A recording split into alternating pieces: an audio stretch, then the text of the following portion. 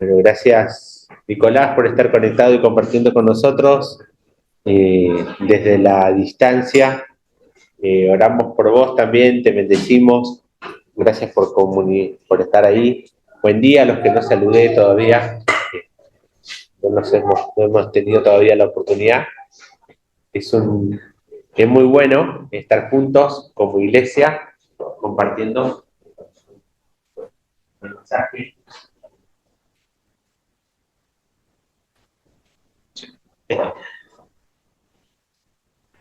Bueno, muy lindo cuando cantamos muchas cosas que eh, no están por ahí solamente inspiradas en la creatividad, sino que tienen tanto fundamento bíblico como lo que hemos estado cantando hoy, porque desafía nuestra mente, nos habla profundamente al corazón acerca de cosas que necesitamos saber y tener presentes en nuestra vida. Nos hace bien. Y hay muchas canciones que nos hablan de cosas que tenemos que tener presentes siempre y que tenemos que recordarla, y que la iglesia forma parte del recuerdo de eso que sabemos o que hemos escuchado, para que se conecte a veces entre lo que está en la mente, con lo que está en el corazón, con lo que después hacemos con nuestras manos.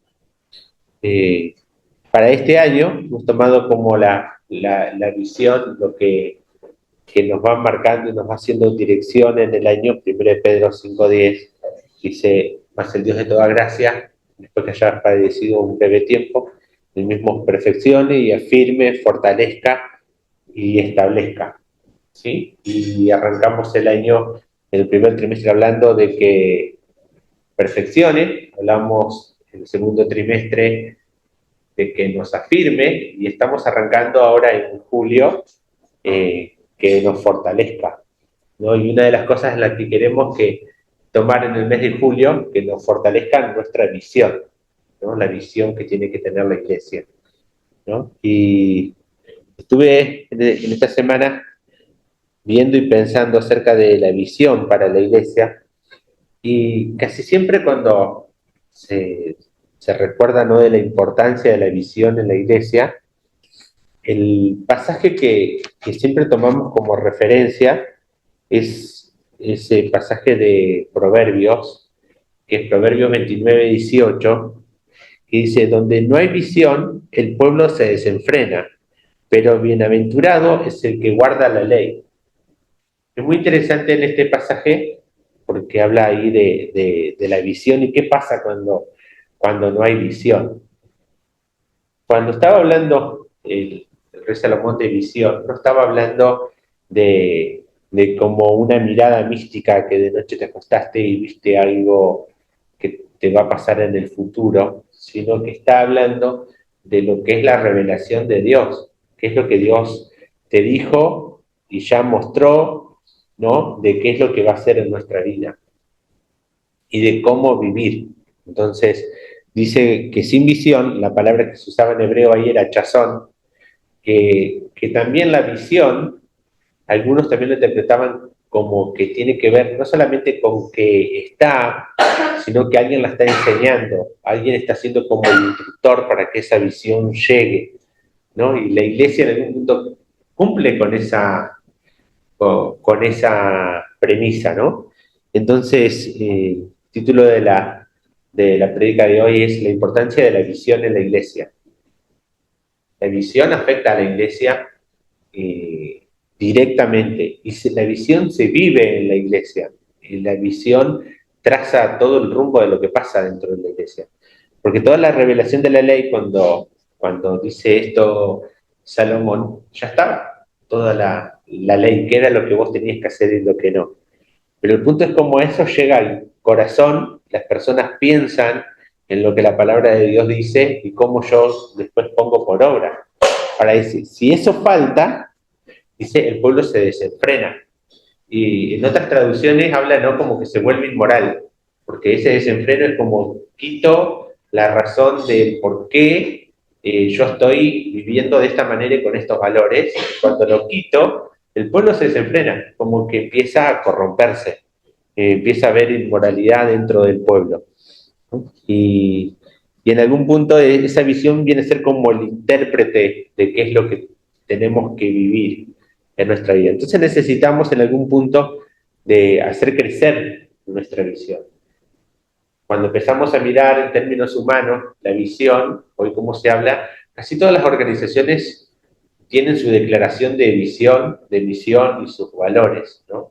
Entonces se habla mucho de lo que es la visión, y la visión en algún punto va trazando rumbos de hacia dónde van las organizaciones, ¿no? Es decir, se escribe la visión como un cuadro futuro de algo que todavía no pasó y que tiene que pasar. En un punto algo te está llevando hasta ahí. Lo que determina esa visión para muchas empresas tiene que ver con las ambiciones o los intereses de la empresa, o si es una cooperativa, de lo que la comunidad necesita, ¿no? Ahora, una iglesia, la visión hacia la que va es la que Dios reveló, es la que Dios muestra. No viene desde una mentalidad humana, sino que viene de lo que Dios dice. Nosotros como iglesia vamos trabajando en alinearnos a esa visión.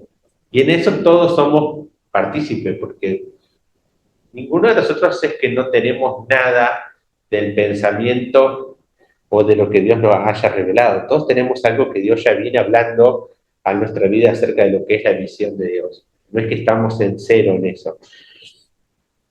Y tenemos un rol en ese sentido.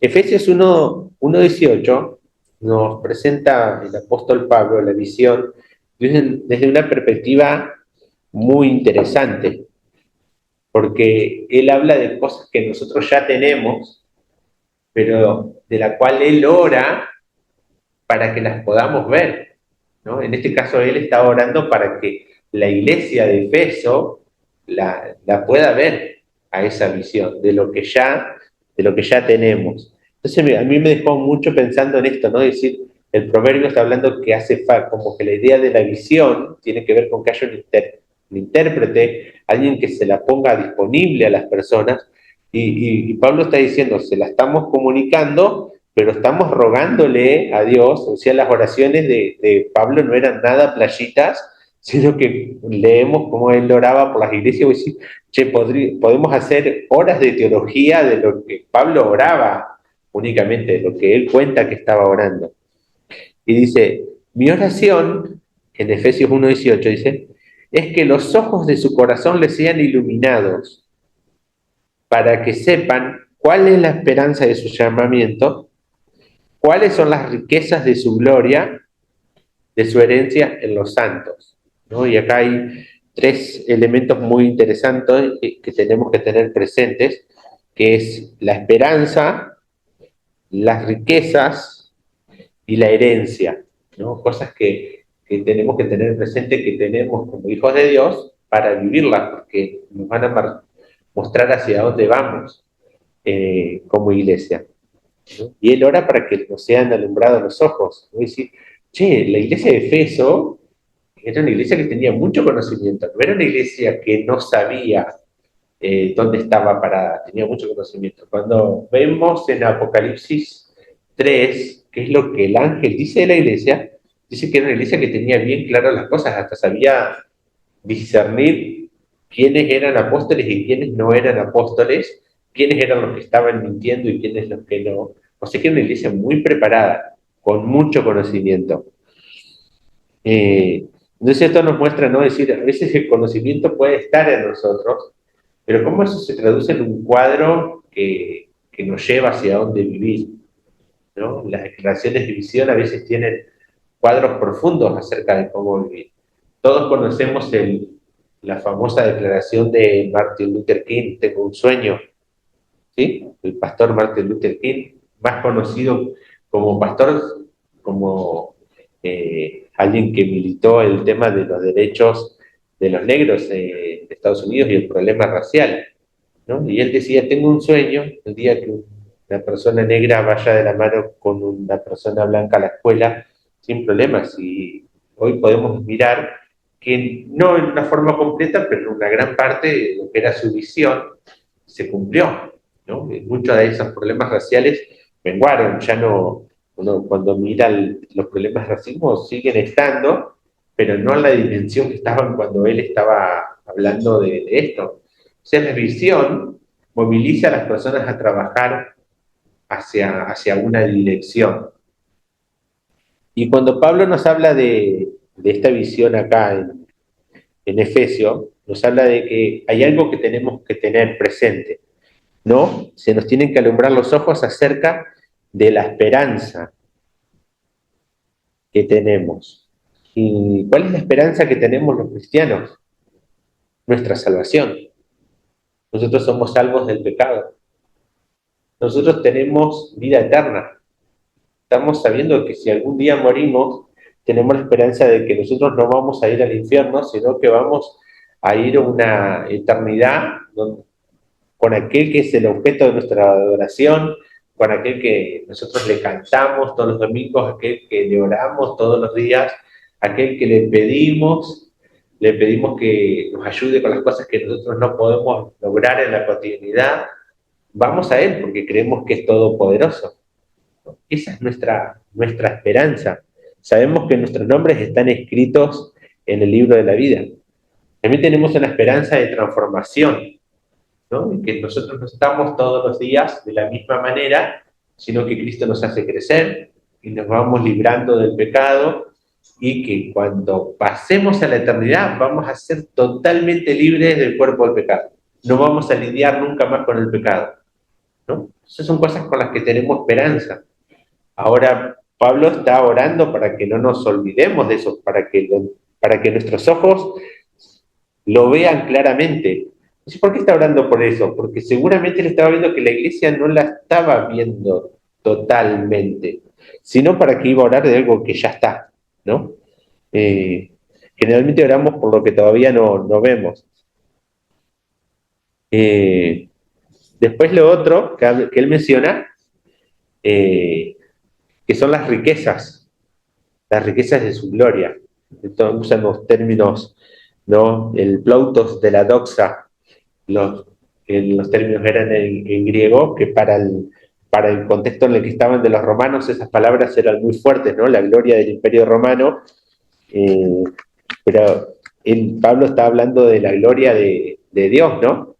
Esas riquezas que tenemos, la gracia, ¿no? Que somos salvos por gracia, es una riqueza que tenemos cuando pensamos en la gracia, un regalo que no merecemos, un regalo que no podemos pagar, cuando lo pensamos en los otros términos más sociales, ¿no? Es decir, cuando alguien hace por vos lo que vos no podés hacer por vos mismo.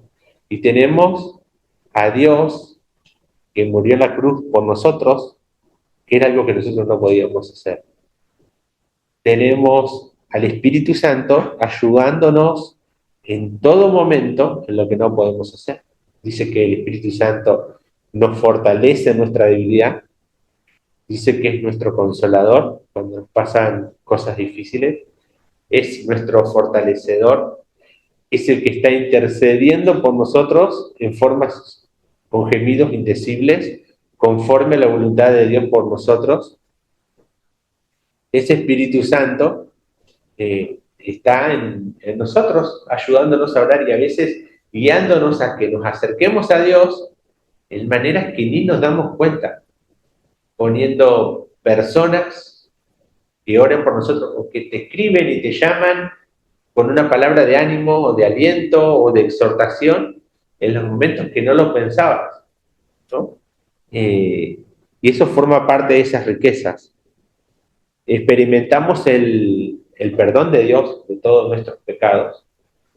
Experimentamos, aparte del perdón, que Dios cubre nuestra vergüenza, ¿no?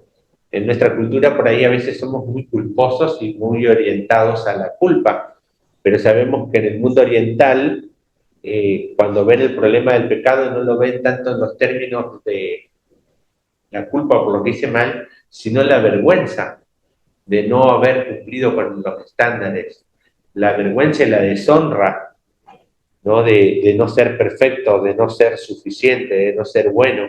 Jesucristo cubrió nuestra vergüenza y nos volvió personas honradas, ¿no? Todo eso experimentamos. La paz, ¿no? Que viene del Espíritu Santo es una riqueza, ¿no? El mundo busca paz y busca a veces irse de vacaciones a un lugar paradisíaco, desconectado del mundo, para tratar de encontrar paz, saber dónde puedo encontrar paz. Y nosotros, por el Espíritu Santo, tenemos la riqueza que podemos experimentar paz en medio de la tormenta, en medio de los problemas de familia, de lo que sea, podemos experimentar paz por el poder del Espíritu Santo.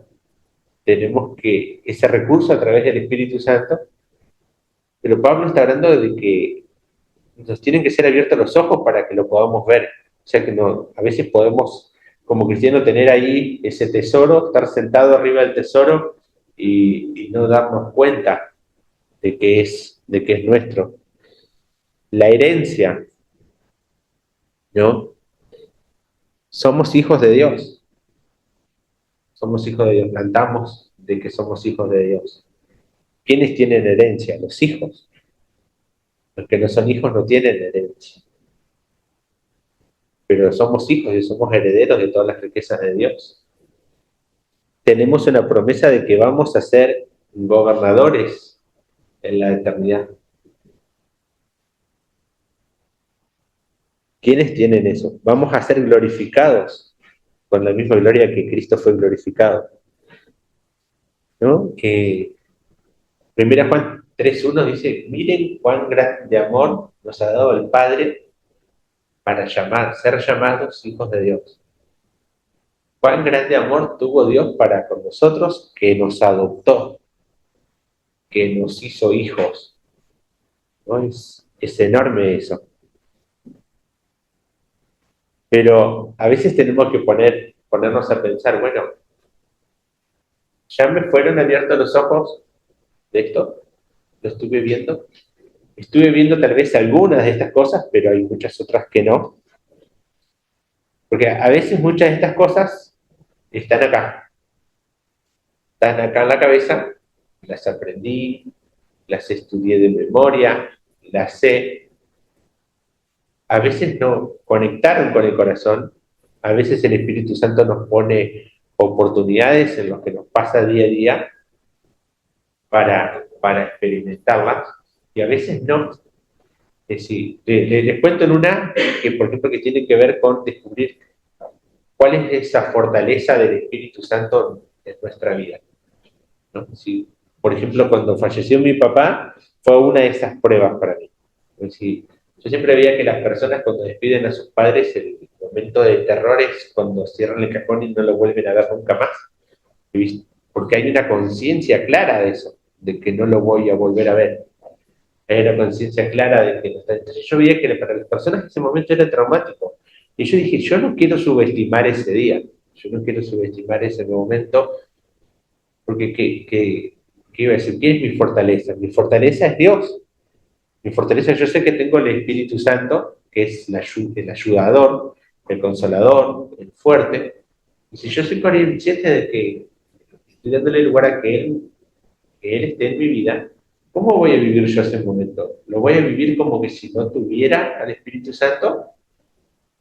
Pues si Dios es el que sabe dónde está mi papá, Dios sabe qué es lo que estoy viviendo, Dios es el que decidió cuál era el momento que mi papá partía. Todas esas decisiones no las tomé yo, si fuera por mí, que mi papá siguiera vivo, que hubiese conocido a Caleb y todas las cosas que uno quiere, ¿no? Pero no, esa decisión no está en mi poder. Y, y recuerdo que orando mucho por eso, en esos días, en ese momento particular, eh, yo experimenté el Espíritu Santo fortaleciéndome de una de las maneras que superó todo lo que había vivido en mis 28 años de cristiano. ¿Por qué pasó eso? Porque le di lugar al Espíritu Santo.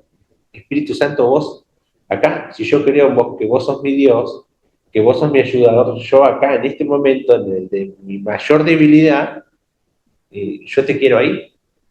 Y puedo dar fe de que es así. Ahora hay tal vez otros momentos más tontos de mi vida donde sabía que tenía el Espíritu Santo para ayudarme y elegí hacerlo en la mía. Y tal vez viví algunos fracasos espirituales porque decir, che, ¿cómo no dependí de acá?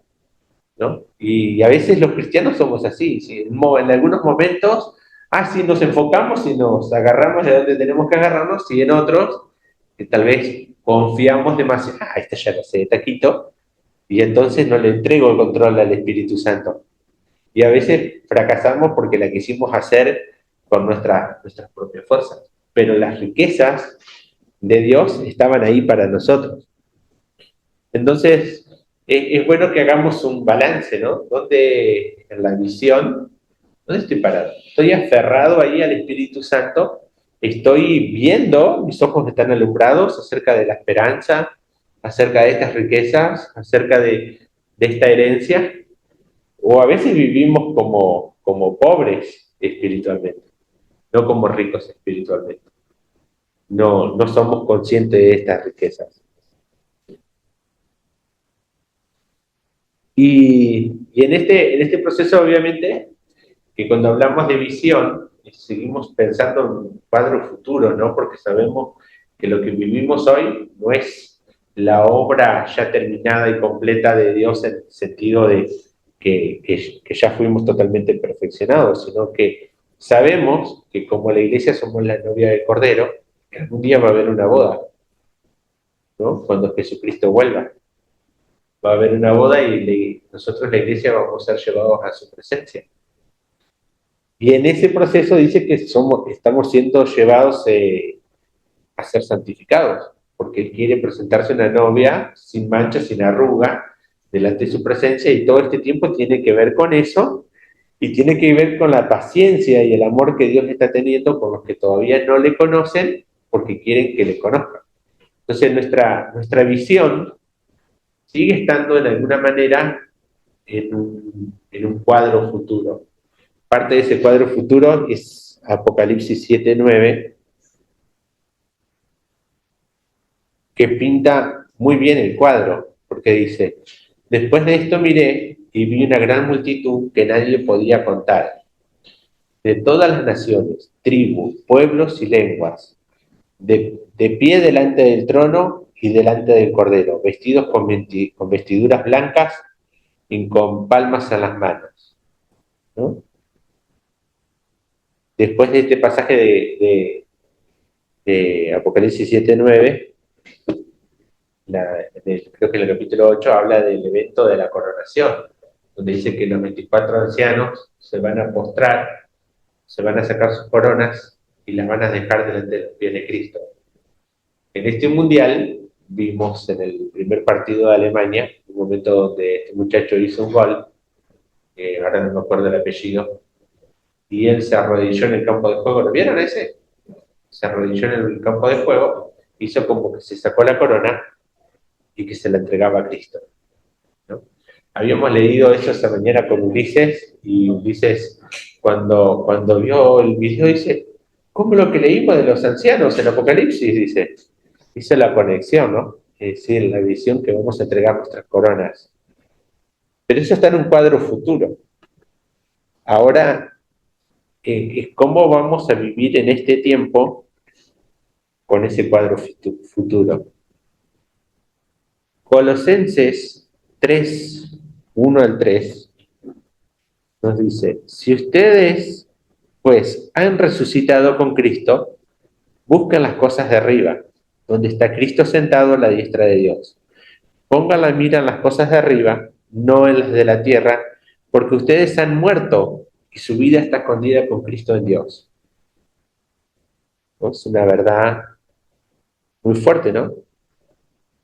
Han resucitado con Cristo, o sea que estábamos muertos en nuestros delitos y pecados, y ahora, cuando recibimos a Jesucristo, resucitamos. Buscan las cosas de arriba, donde está Cristo sentado en la diestra de Dios. Pongan la mira en las cosas de arriba, no en las de la tierra, porque ustedes han muerto y su vida está escondida con Cristo en Dios. Es muy fuerte, ¿no? Porque dice, che, mientras estamos acá necesitamos comer, vestirnos, trabajar, desarrollar nuestra vida, y a veces pareciera que hay como una disociación, ¿no?, entre esto que Pablo nos está diciendo y cómo vivimos cotidianamente. ¿Qué significa tener la mirada a las cosas de arriba? ¿Se pusieron a pensar? ¿Qué implicaría que si mi vida pensando en las cosas de arriba y no en las de la tierra? Después, ¿por qué Pablo necesita recordarle estas cosas a la iglesia todo el tiempo? ¿No? Así que no alcanzó con la primera vez, con la segunda, con la tercera, ¿no? Sabemos que Jesús vuelve. La iglesia primitiva decía Maranata, ven Señor. Y habla de un deseo, ¿no? Y nosotros los cristianos peleamos a veces con ese deseo. Queremos que Jesús vuelva, pero un cachito, quiero ser papá. Espera un cachito, quiero ser abuelo. Espera un cachito, primero quiero tener éxito acá. O sí, parece que no estamos apurados entonces que Jesús vuelva. Me quiero recibir, quiero ponerme de novio, o antes de casarse, ¿no? Espera, Señor, no venga hasta que no me case, que forme mi familia. Parece que en todas nuestras prioridades hay muchas cosas que están antes que querer que el Señor venga. Pero que si vamos a amar que el Señor venga, implica decir, tengo que hacer un cambio de mirada, mirar hacia arriba, mirar las cosas eternas, valorarlas más que muchas de las cosas que anhelamos acá. Y hay un quiebre, ¿no? Y sí, muy fuerte, que dice, porque ustedes han muerto y han resucitado con Cristo. Y a veces que yo me miro y digo, che, estoy más vivo que nunca. Todos mis anhelos están muy vivitos, ¿no? Y no me veo como alguien que murió a la vieja vida y nació en la nueva vida. Es un proceso. Y ¿sabes qué? Que cuando estaba mirando esto de la visión, vi que todos estos versículos que hemos leído, ninguno habla en singular de un cristiano en particular. Ninguno. Todos están hablando, todos son hablados en plural, a la iglesia, al cuerpo, al pueblo de Dios. ¿Por qué? Porque estas cosas, si las pensamos en lo singular, en lo particular, entonces cuando yo no estoy viviendo así, nadie me confronta, nadie me dice nada, nadie me ayuda.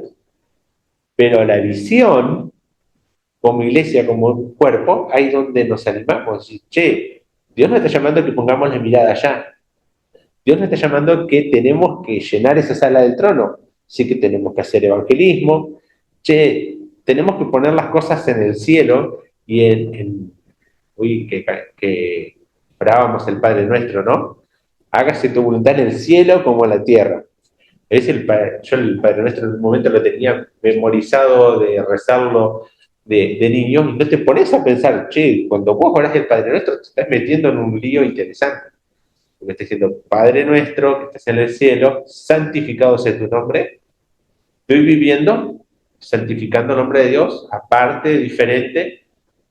Hágase tu voluntad como en el cielo y en la tierra. ¿Alguien discute la voluntad de Dios en el cielo? Dios dice y los ángeles obedecen. No hay ninguna rebeldía, ninguna demora, hay una obediencia inmediata, y el ángel que no obedeció fue expulsado y está ahora en la tierra y se llama Satanás, ¿no? En el cielo no hay desobediencia.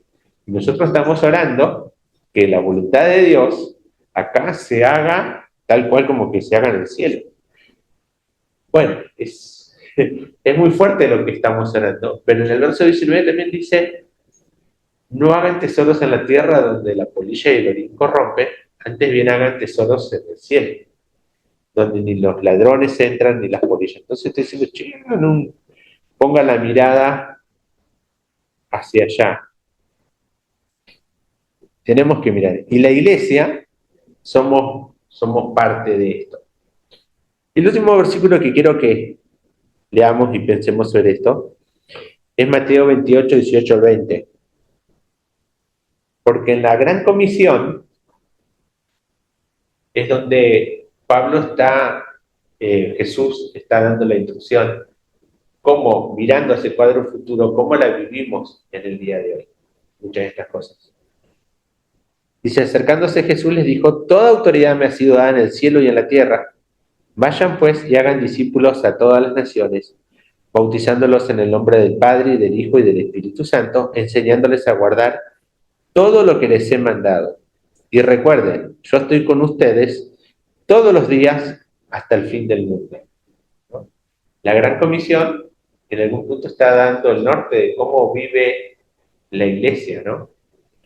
Y esto está muy ligado a lo que está diciendo Efesios 1:18, de, de la esperanza, de, de las riquezas y de la herencia. ¿Cómo forma parte eso como comunidad de iglesia? ¿Cómo lo vivimos? ¿Cómo lo vivimos como iglesia? Dice, vayan y hagan discípulos. Primero, el hecho de tomar la iniciativa de ir y compartir el Evangelio es algo que tenemos que hacer con la iglesia. Y en la iglesia hace falta siempre que alguien sacuda y diga, che, este domingo vamos. Che, tenemos 5 personas por las cuales estamos orando y hay que compartir, ¿no? Ayer tuvimos una linda encuentro con los amigos de Andrés, y donde el tema de Jesús estuvo sobre la mesa durante un buen rato, y bueno, implica tiempo muchas veces, pero implica también intención. Bueno, Marta nos contaba de todas las amigas, ¿no? Y todas esas cosas nos tiene que animar yo también tengo que ser parte de ese proceso, porque si yo nací de nuevo, yo soy un testigo de Jesús. Si no me siento capacitado, necesito ser lleno del Espíritu Santo. Dice, pero recibiréis poder cuando haya venido sobre ustedes el Espíritu Santo, y me serán testigos. El Espíritu Santo te va a dar el poder para abrir tu boca. No hay que meter los pies en el agua. Y después habla, ¿no?, de edificar, de discipular. ¿Cómo las personas van a conocer la herencia que tienen en Cristo? Esa persona que aceptó a Cristo necesita que alguien se siente con él a leer la Biblia, a estudiar.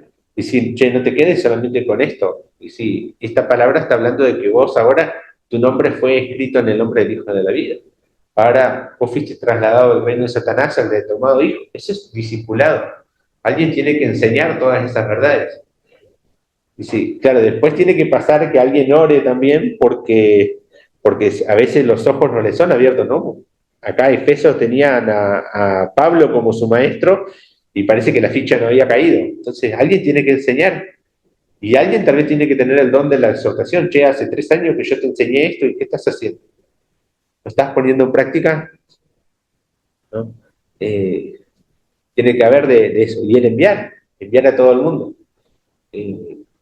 Es decir, porque a veces nos quedamos con la familia, el barrio, mi entorno. Me quedo en Jerusalén y Judea. A Samaria, al enemigo, ni loco, ¿no? ¿No? Al mundo musulmán les tenemos miedo. Es decir, a la China comunista o Corea del Norte los queremos. Es fuerte, pues me pongo en el lugar, ¿no? A veces que Ulises ha dicho, yo voy a ir a predicar el evangelio por el mundo, y yo te pensaba, ¿viste? Primero quieres ser policía, peligroso. Quieres ser astronauta, peligroso. Quieres ser misionero al resto del mundo, también peligroso, porque si se va a un país perseguido, también es peligroso. Se dice que entre los cristianos de Estados Unidos hay muchos que prefieren dar grandes ofrendas, pero que ni loco me digan que mi hijo vaya allá donde le pueden quitar la vida, ¿no? Me acuerdo hace un par de años, una persona en la iglesia donde estábamos quería irse de misionero a Turquía. Y, y yo soy muy amigo del papá de esta persona, y el papá me llama enloquecido. ¿Tan loco? ¿No escuchás lo que están haciendo ISIS allá? ¿Y va a ir allá a compartir el evangelio? ¿Tan loco? ¿Cómo? Alguien tiene que frenarla, dice. Sí, che, el Espíritu Santo estaba poniendo convicción de que tiene que ir, y la misma familia se oponía porque ve el peligro, ¿no? Es decir, pero el llamado a la Gran Comisión es la mirada puesta allá arriba. Y si tenemos que dar la vida por Cristo, daremos la vida por Cristo, pero habremos ganado en la eternidad la corona de vida, porque Él es más importante que nuestros intereses acá presentes, y eso implica soltar. Y lo estoy diciendo cuando les cuento de Ulises, que no estoy tomando a la ligera el precio de lo que es. Pero amo más a Cristo, me puedo identificar con Abraham entregando a su hijo por la salvación de muchos, a Dios, entregando la vida por la salvación de muchos. ¿Amo la segunda venida de Cristo? Ah, no, no, yo quiero vivir el confort acá, vivir el confort.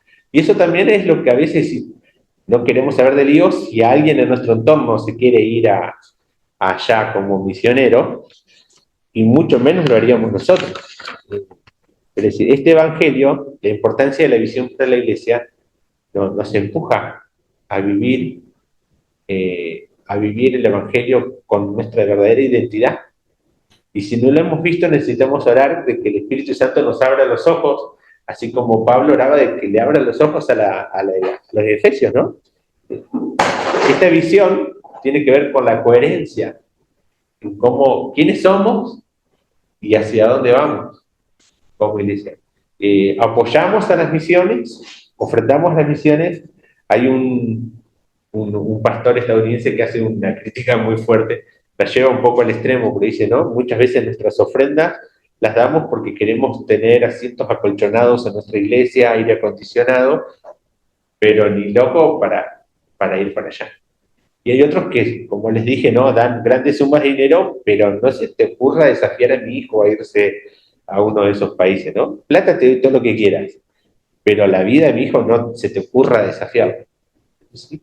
Dios dio su único hijo para nuestra salvación. Entonces,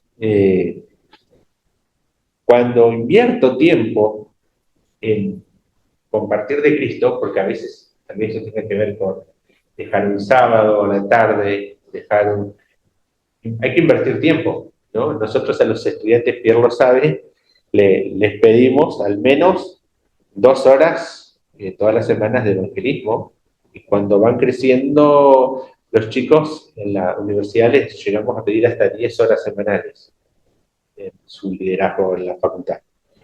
Y ese es tiempo que no estudiaste, es tiempo que tal vez no trabajaste, que no hiciste en otra cosa. Pero Cristo hizo todo eso. Pero el punto es que tengamos claro la visión de que todo eso que hacemos es para el cumplimiento de la gran comisión, y empiezo a tener otras recompensas, como por ejemplo el significado eterno de ministrar a otros. ¿Qué pasa cuando ves que tu amigo, tu compañero de trabajo, tu socio acepta a Cristo? ¿Qué pasa cuando dices, che, te dediqué 1 hora o 2 esta semana a enseñarle acerca de la oración y veo que él está empezando a orar por primera vez? O que le comparto el desafío de ser testigo y veo que ese discípulo empieza a compartir su fe a otro. Les puedo asegurar que eso no tiene precio. Eso no tiene precio. Eso tiene que ver con el significado eterno de ministrar a otros. El amor de Cristo nos constriñe, por lo cual clamamos, reconcíliense con Dios. Era lo que Pablo decía a los corintios, ¿no? Es decir, hay algo interno que te impulsa. Ante el rey Agripa, de Pablo dice, quisiera que todos fueran como yo, excepto estas cadenas. Por las dudas, claro, ¿no? Porque si no, se iban a enojar los reyes y decir, quieren que yo esté preso. Pero ¿en qué invertía su tiempo Pablo? Colosenses 1:28 nos dice que me he propuesto presentar perfecto en Cristo Jesús a todo hombre, por lo cual trabajo según la potencia de Dios que obra poderosamente en mí, ¿no? Ahí está mi inversión, ¿no? Eh, ¿Cómo estoy viviendo esto en la iglesia? ¿Hay alguien que me está animando a mí a crecer? ¿Hay alguien que se tomó el tiempo de enseñarme la palabra de Dios, de discipularme a mí? ¿Estoy pensando en invertir tiempo en discipular a otros? No sé, tal vez hacer un grupo de oración en mi casa, un grupo de estudio bíblico con amigos, con socios. Eh, Son cosas que nos van diciendo, ¿no? ¿Cómo estoy viviendo la visión de Dios, que Dios le dio a la iglesia?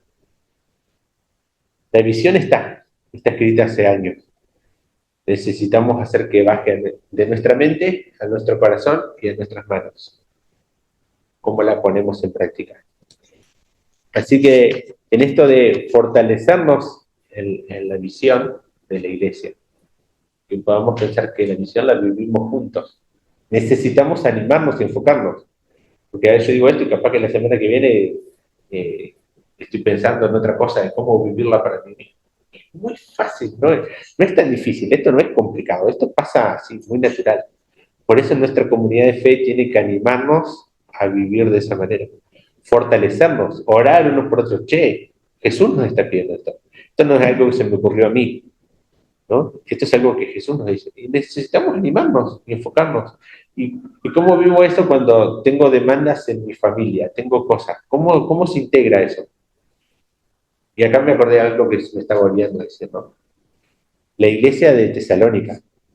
La iglesia de Tesalónica, en ese equilibrio, se inclinó hacia un lado, que era, eh, vivían para la gran comisión. Vivían para la gran comisión. Y Pablo dice que cuando iba, por ejemplo, cuando fue a Asia, ya no tenía nada que predicar, porque los tesalonicenses le habían predicado a todos los de Asia. ¿Sí? Todos habían escuchado el Evangelio por los tesalonicenses. Pero es la iglesia a la cual Pablo le dijo, el que no quiere trabajar que tampoco coma. Se habían dedicado a la gran comisión y habían dejado de trabajar. ¿Para qué si Jesús va a venir? Si mi visión está de que nos vamos con Cristo, esta visión que les estoy contando que dice el Señor, y dice, no trabajemos más, no hagamos riqueza, y se les armó un lío porque la familia empezaron a estar desabastecida, ¿no? Y Pablo les tuvo que decir, aquel que no provee por la de su casa ha negado la fe. Les tuvo que decir, ¿no? El desequilibrio se fue para el otro lado, ¿no? Esto tiene que ser integral. No nos queremos ir para ese lado, ¿no? De que todos sepan de que predicamos el Evangelio, pero estamos todos pobres porque ya no hemos trabajado más. Esto tiene que ser integral. Porque tal vez si Dios te dio un don de generar recursos, eso implica que doy para que la gran comisión se cumpla. No es que dejo de hacer lo que estaba haciendo, ¿no? Es integral. Que Dios nos ayude a vivirlo en forma integral. Seguramente el Espíritu Santo te puso inquietudes acerca de esto que hablamos, ¿no? Acerca de exhortar a alguien que yo necesito ayuda para vivir esto porque esta parte me está costando. Y como le dije, ¿no? La visión fue dada en contexto de la iglesia, no al individuo. Entonces nosotros como iglesia, la mejor manera que tenemos de vivirla es hablando de esto. Che, yo soy fuerte en esto, pero acá estoy débil. Ayúdame, necesito ayuda en este otro área. ¿Cómo lo hacemos juntos? ¿Cómo lo hacemos juntos para vivir equilibrado? Che, no tenemos un plan de discipulado. Hagamos un plan de discipulado. ¿Cuáles son las cosas que necesitan? Che, nuestra iglesia hace años que no está bautizando. No tenemos una pileta siquiera de bautisterio. ¿Tenemos? Sí. Ah, bueno. Tenemos una pelotilla. No sabía. Tenemos que organizar los siguientes bautismos en fe, ¿no? ¿Quiénes son los nuevos que se van a bautizar? Yo todavía no sé de todos quién está bautizado y quién no, pero vamos, ¿no? A lo mejor tenemos ahí amigos nuevos que bautizar. Ojalá, con los ojos de la fe miremoslo. Que el Espíritu Santo nos ayude a vivirlo y que no tengamos miedo de charlar como vivirlo, o sea, poner en práctica esto. A todos nos va a animar. La visión la vivimos como iglesia. Ninguno de los versículos que encontré hablando de la visión hablaban del individuo cristiano solo. Todos estaban en el contexto de iglesia, en el contexto de pueblo. Así que los que tienen dones de exhortar o de recordar cosas, a usarlos, porque tenemos que usarlos, ¿sí? Oramos.